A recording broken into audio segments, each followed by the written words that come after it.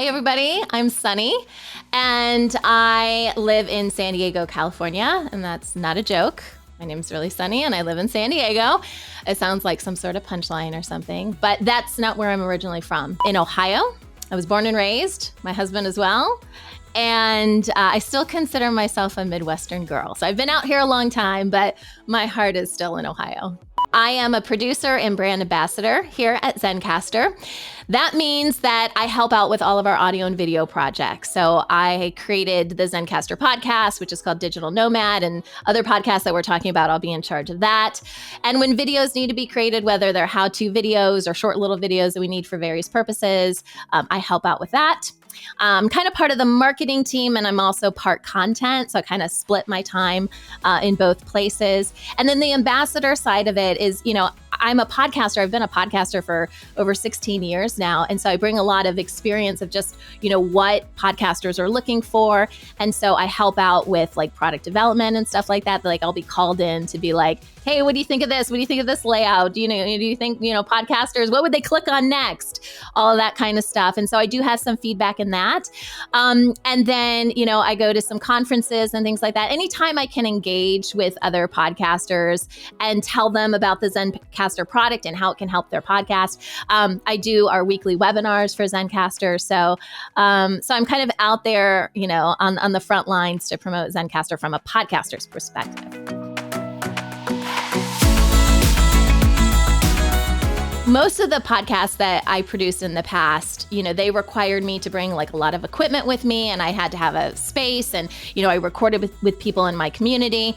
And then I noticed more and more people, wanted to join like through their computers, but the setup wasn't really there yet. And Zencastr was one of the first companies to, adopt this and be like, hey, now you can record online. You don't, have to bring all of this equipment with you. You don't have to rent out a space. You don't have to create your own little, little studio wherever you're at.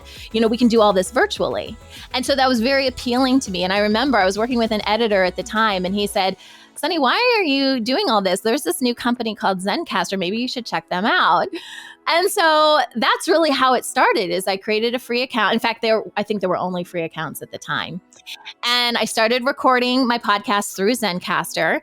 And there were some times like, I was trying to retrieve a file or something like that, or I didn't know what to do. And like, I would just send an email and I would talk directly with Josh. So Josh is our CEO, and founder of Zencastr.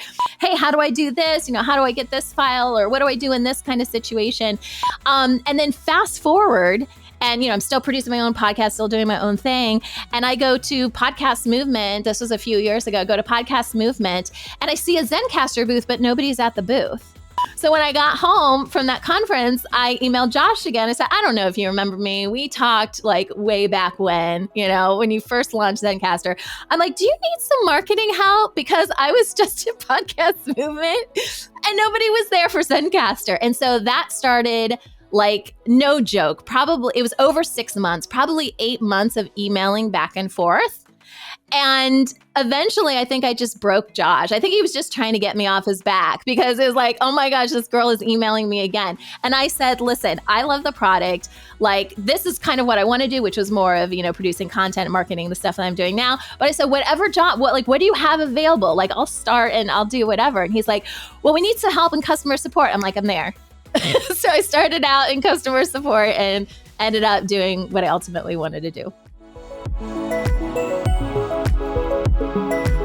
Originally, I wasn't thinking about going the media route. That wasn't going to be my career. Originally, I wanted to be a dancer. I wanted to be a Broadway dancer. And growing up, I took dance lessons. That's what I did. Like, other people would like play outside and stuff, and I would constantly be in the dance studio. And I took all different types of dance. So tap was one of my favorites, but I took everything. And my ultimate goal was to become a Radio City Rockette. That's what I wanted to be. But I'm 5'4", and I don't know if you've noticed, but the Radio City Rockettes are very tall, and they have a certain shape, and I don't. So I was like, if I ever get to be a Radio City Rockette, I'll be on the ends. I'll be like on the wings, the curtain will be in front of me. You won't even be able to see me.